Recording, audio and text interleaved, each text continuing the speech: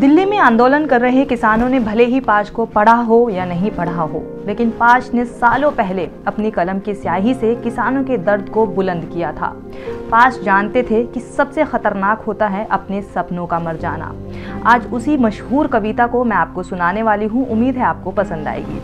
मेहनत की लूट सबसे खतरनाक नहीं होती, पुलिस की मार सबसे खतरनाक नहीं होती, गद्दारी और लोभ की मुट्ठी सबसे खतरनाक नहीं होती, बैठे बिठाए पकड़े जाना बुरा तो है, सहमी सी चुप में जकड़े जाना बुरा तो है, सबसे खतरनाक नहीं होता, कपट के शोर में सही होते हुए भी दब जाना बुरा तो है, जुगनुओं की लौ में पढ़ना, मुट्ठियां भींच कर बस वक्त निकाल लेना बुरा तो है, सबसे खतरनाक नहीं होता।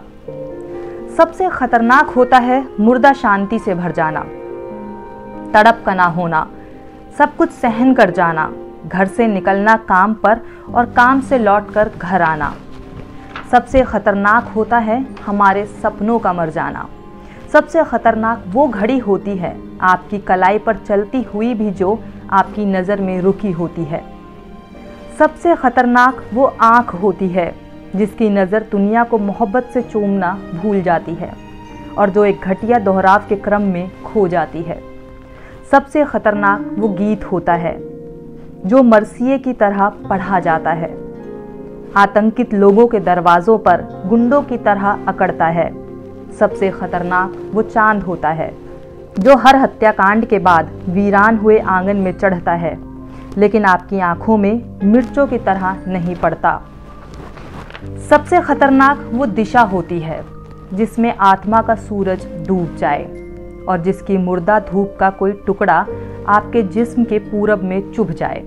मेहनत की लूट सबसे खतरनाक नहीं होती, पुलिस की मार सबसे खतरनाक नहीं होती, गद्दारी और लोभ की मुट्ठी सबसे खतरनाक नहीं होती, बैठे बिठाए पकड़े जाना बुरा तो है, सहमी सी चुप में जकड़े जाना बुरा तो है, सबसे खतरनाक नहीं होता, कपट के शोर में सही होते हुए भी दब जाना बुरा तो है, जुगनुओं की लौ में पढ़ना, मुट्ठियां भींच कर बस वक्त निकाल लेना बुरा तो है, सबसे खतरनाक नहीं होता।